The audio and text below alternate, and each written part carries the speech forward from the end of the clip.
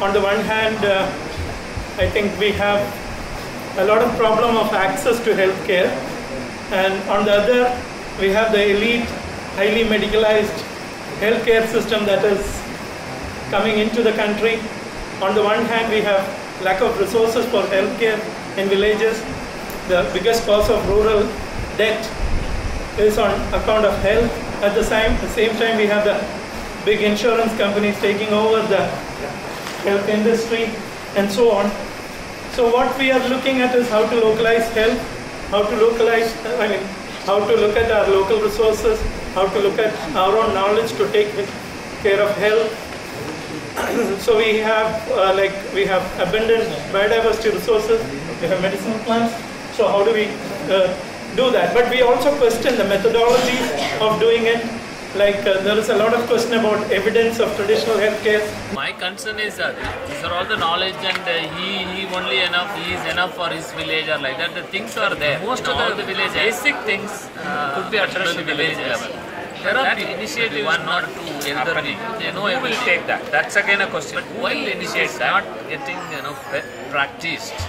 Despite all these things, the people are aggressively going for other type of treatment and all. It is one. You are head of some community, and if you're really keen on taking it up, I think you should invite all of us to come there. And we are willing to do. I can push this in at least 500 villages in Tamil Nadu. Because I am one person who believes in doing and showing them. That's why I was very particular to attend this. This is one of the concerns, because I am the person working on self-sustainability in the villages now. One of the key area, the self-sustainability part is disintegrating, is the medicine and the health. And definitely there is, with your knowledge and with all what's happening across the country, you see, then definitely there is enormous potential. And apart from this, we can ask the farmers to cultivate this. This will also become a livelihood for some farmers.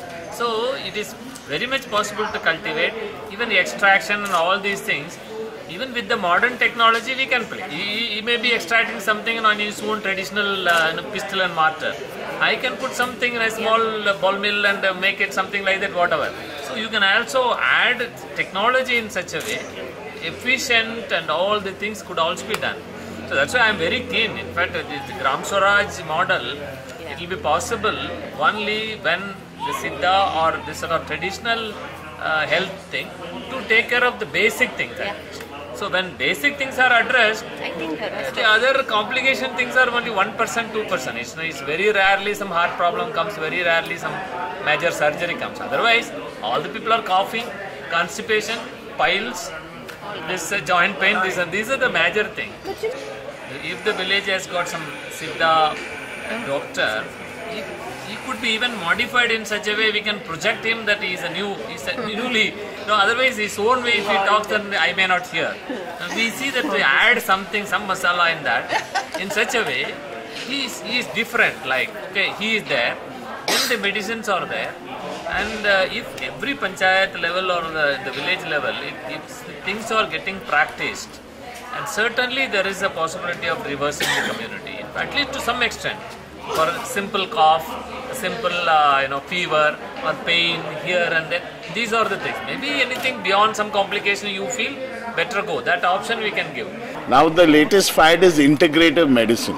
That means you have people who are MBBS, they will also do Ayurvedic, they will also do some other thing. And I've seen in Bangalore there are 2-3 people, they either refer to you some very expensive medicine which come to almost 1,000 rupees a month. In Bombay we have a woman who is like going every month to Tunisia to treat 800 patients, and she's also she's making her own. She has a factory in Dahanu. I wanted to know what is your experience of these people and how, because they have pelletized and made into balls, pills, capsules, all the medicines, right? So, like we went with diabetes, my wife's. He said, okay, your thing is too high, so you have to take some allopathy, bring it down, and then next you take this simultaneously. For asthma, simultaneously you take this, you take that. But their medicines are very expensive. I wanted to know what is your experience of their practice and what is the scam, if there is one. it's a complete scam, according to my thing. Like what he just said, Kadika Vennai. You know what it contains? Just a terminalia, hirda, with some argambul, that is synodon, Vennai, and to cover, they use Tinospora leaf. Now, if a company gets this formulation, it becomes 500. Any boil on your body, if you put it on this, you boil it with milk, put it on your boil, it will subside. But this is a wonder drug, so I'm just sharing one thing. So what I'm saying is it's a complete scam. It has become commercialized to the extent that nobody can tolerate. And 9,000 industries, believe me, 9,000 industries in Ayurveda in India, or Ayurveda and Siddha together. So it is, it's charging heavily, it is depleting resources, it's not ecologically sustainable, they have no idea of production process, there is no cost element, so it's completely thing. But we don't have to work against them, as Ashish pointed out. I think we have to reinforce the positive practices, what we can do in our own villages. And integrative medicine is also, but that's good. 70% need not be integrative. Like when you have a cancer or something, then you may need a cycle of chemotherapy, then use Ayurveda. So that may have to be integrated. So there are certain conditions where you don't negate any form of medicine. You may need help from different forms of medicines.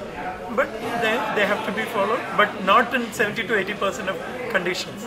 Actually, when some disease is chronic, that doesn't mean that a kind of different systems have to be used in that. That's not there like that. It is just to make people believe that we are doing everything possible like that. Some physicians are, or some organizations are doing in this way. Otherwise, we are treating, every day we are treating number of patients with chronic ailments and even acute cases the same way. It's not very different. Whether we meaning we have an organization in Kerala, Palakkad. That is, that is there for the last 25 years. We are doing the treatments, and we are also making our own medicines. We do all the panchakarmas, and actually we started this hospital just to do the panchakarma, because just by the internal medicines alone we cannot treat all the diseases. So we thought that evacuative therapy is also very essential for complete cure of the disease, especially in chronic conditions. That's the reason why we started that facility also. But it doesn't have to be that costly, and we don't have to be charging too much for this. We can make it in a very, very reasonable cost, and people can get good recovery from that. If you are really not after money, money should be there, but this should not be for the money. Yeah. But it's like a tourist thing. Everybody is Shirodhara. Whether it's needed or not, all very touristic. Ayurveda Center. There is nothing to do with Ayurveda. Only massage. But that's the most dramatic picture, you know. We cannot blame the public, because there is no awareness among public of what is Ayurveda or what is Siddha. See, Siddha even less. That's why I'm asking that the access to Ayurveda is much more than the access to Siddha. But that is not in a proper way. See, even the access to Ayurveda is not happening, especially in Kerala. We know that it is not happening in a very positive manner, because people think that more number of outlets like massage centers and this thing. But I'm saying that genuine Ayurvedic. Yeah. One thing is that Ayurveda, there are over 400 Ayurveda colleges. And it is a pan-Indian tradition. That's what I'm saying. Siddha in Palayangote, there are only limited places. That's exactly what I'm saying. Yeah, so The access to Siddha must be improved. Tamil Nadu has to give more prominence to Siddha. Correct. Such a rich tradition is existing here. And that's the point that I'm making. And the government, of course, government is promoting, because last year they gave some peanuts. But so they are trying to promote, but the thing is that they are not giving enough support to Siddha system medicine. This is what I was trying to ask at that time, or say at that time, that creating networks is rejuvenating the tradition. But to really make an impact, we have to intervene in government policy. Why does Ayurveda, Siddha, Unani, whatever, remain as the second. Even in our own country, we call it the alternative healthcare. Are we nuts? This is our healthcare. This is not the alternative healthcare. But that is a matter The of Western government. one is the alternative healthcare. Absolutely. China, for example, has not made this mistake. China has integrated all the Chinese traditional medicines into their public healthcare system. So if you go to a Chinese healthcare outlet like a primary healthcare center, you're more likely to be treated by a traditional. That's also related to our independence movement. Ayurveda Congress was a big force in the independence movement, and it had What to happened remain. to it? Yeah, so they started talking about Siddha Ayurveda, Shuddha Siddha, so many things. So India had to follow an inclusive model instead of an integrative model like in China. So you have to. We went totally overboard. Our entire healthcare completely system destroyed the whole system. Yeah, That is the- at least in the south, we managed to retain some of it. Yes, yes. In the north, the huge centers of Banaras and Yeah, your which- Kaviraj, Vajpayee, Ojas, Finished. your what you say, Maiba Maibi, so many. And that is Diversity. because when you are hiring, you will hire an MBBS doctor at 30,000, 40,000, but you will hire an Ayurvedic doctor at half that. 5,000. And when you are referring a patient to health, then you are saying go to Dr. So you can also see Sanjay. Like Sanjay isn't a doctor. So, I emphasize, I've sat in a lot of committees on medicinal plants in my university And had this battle through the ministry saying, and it is very important for us to also recognize that intervening in policy is as important as creating the networks, reviving the healthcare system. Because why does your village kid want to get an injection? I will see repeatedly in our work in various places, the village person, especially the younger generation, is not willing to go to the Vaid or Hakim. They want to go get an injection because it is going to be the treatment of all treatments. Where does that perception come from? So I think that perception flows out of national policy, the priorities that you've placed, the kind of preferences that you give to healthcare right down to the village level. And we must intervene in that. Yeah. And who is responsible for that?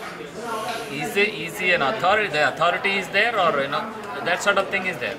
So, but I feel, in my experience, all the possibilities are very much existing. Only thing is, this sort of meetings, 1 or 2 discussions and something, we will arrive a strategy, and that could be very easily pushed in. No, actually, one of the things that we are doing means there is Tamil Nadu Siddha Vaidya Natu Sangam.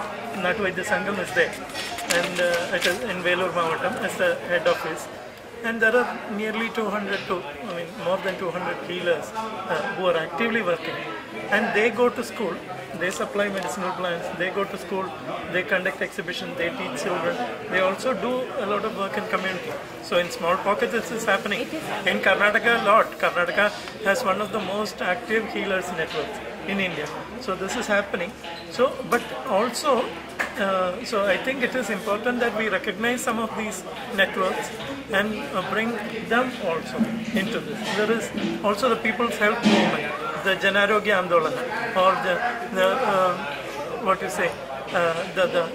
health in your own hands kind of a movement. It's a very large movement. So some of these movements, if they come into picture, I think this can be done. And there are Ayurvedic physicians, also Siddha physicians in every community. So I think this has to be a mass movement. National Healers Network. Jan Swasthya National Network. It's They go only to certain meetings, like Janarogya Andolana has certain meetings, or Medico Friend Circle organizes, earlier All India Drug Action, MFC. So we go to some meetings, or there are now national level Ayurveda or Siddha congresses. So these healers also participate and interact. So recently in Delhi, last Ayurveda Congress, there was a healers congress. 150 healers from all over the country came together. So we do a lot of healers exchange, and not only in India, we also do across continents like Afro-Asian Learning Exchange, Global Healers Exchange, and so on. This year we are planning something in September, but that is focused on access and benefit sharing.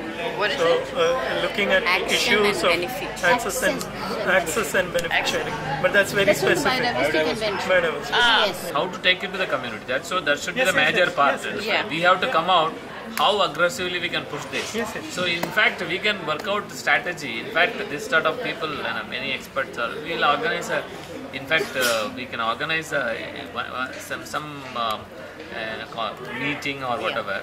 You can come and demonstrate in a place where the people are very, very powerful people will come. Yeah. They can take that as a message. think that's Maybe we may not be knowing the complete thing, like if it is cough, these are the things. Here we are suggesting. And we can even identify the people like these Hammas. Yeah. But so my suggestion, we don't need to come. In your own area, we can give you contacts of healers. Yeah. They can come and demonstrate to you because every area that's is good. so That's prevalent. Which village is this? Every year, once Muthu organizes 150 healers meet here in Madurai in Sevayur.